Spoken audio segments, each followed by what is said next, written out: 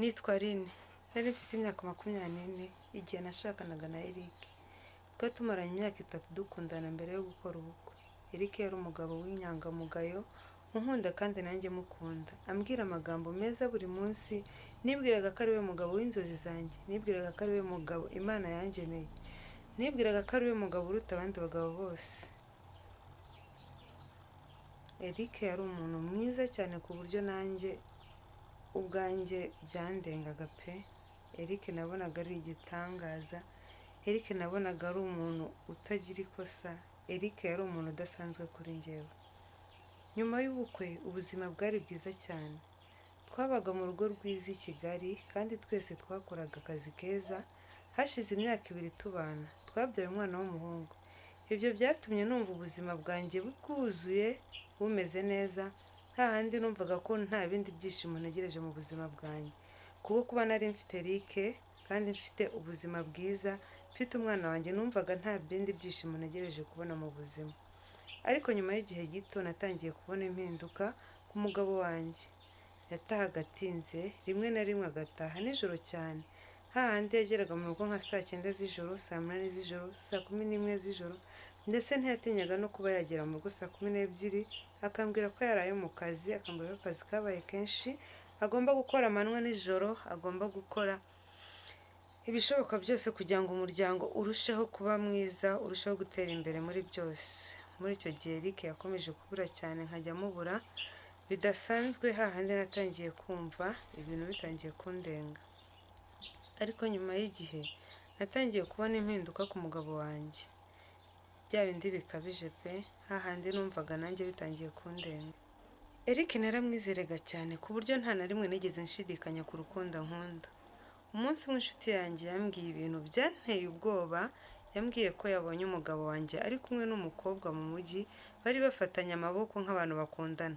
Naramuhakanyije cyane, mubwira ko Eric atakora ibintu nk'ibyo ngibyo.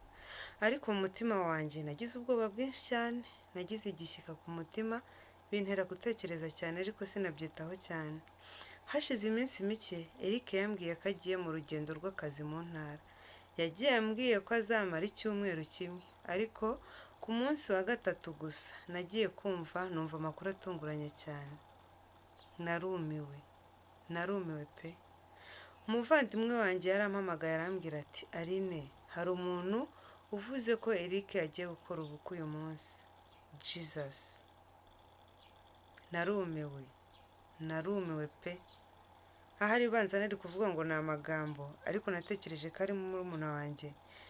Ndavuga nti ntago byaba bifite imizi inyungu se kumbeshya bigeze aha ngaha. Gusa mve ngo naratunguwe cyane, ndibaza bibaho? Ibi bintu birashoboka?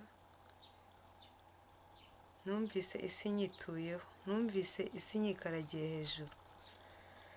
Naravuze ngo Eric ntago ari we muntu wankora ibyo bintu. Naravuze nti ntibishoboka, urukundo nkundana na Eric ntago ibyo bintu byabaho. Natekereje ko ari urwenya, ariko nyuma y'amasaha make umuntu anyohereje amafoto kuri telefone, mbonamo umugabo wanjye Eric ari mu bukwe. Ariko urongora undi mugore? Icyo gihe numvise umutima wanjye ucitsemo ibice. Sinari nzi ko bishoboka pe, ko umuntu mukundana gutyo, umuntu mubana mufitanye umwana yakora ibyo bintu. Ntago nimaginaga ko ibyo bintu bishoboka pe. Nakubeshye, natekereje ko ashobora kuba ari na AI. Oh no. Kugira ngo mbyumve byari bitangaje cyane. Ngiye kumureba nkiri mu gahinda kenshi, naramubajije nti, kuki wabikoze? Eric, wamburanye iki? Eric, kuki wankora ibintu nk'ibi ngibi koko?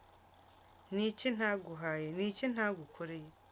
Ko byose nabikoraga kubera wowe, ko nta kintu ntakoze kubera wowe. Ni iyihe mpamvu yatuma unsiga njye n'umwana ukaduta ukagenda ukajya gushaka undi mugore? Naratunguwe cyane. Naguye mu kantu pe. Uwo munsi numvise ari ninjiye mu isi y'umwijima.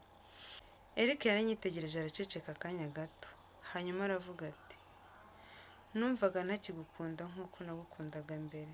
Ayo magambo yarandenze pe.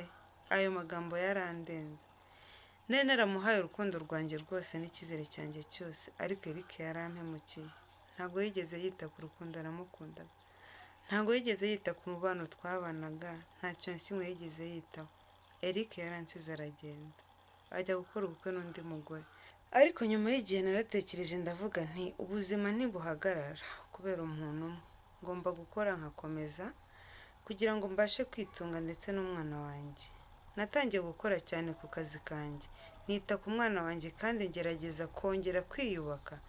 Nyuma y'imyaka 2 ubuzima bwanjye bwari bwarahindutse cyane, nari mfite business yanjye, mfite amahoro mu mutima. Umunsi umwe Eric yaragarutse ansaba imbabazi, yambwiye ko ubukwe bwe bushya butagenze neza kandi ko yifuza kongera kubana nanjye.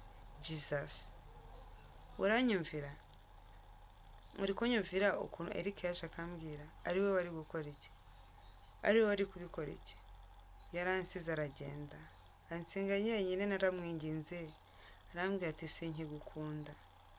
Nyuma y'uko agenda nabayeho nabi, ubuzima bwanjye bwabaye bubi, narahangayitse, mbese ntago ubuzima bwari bunyoroheye.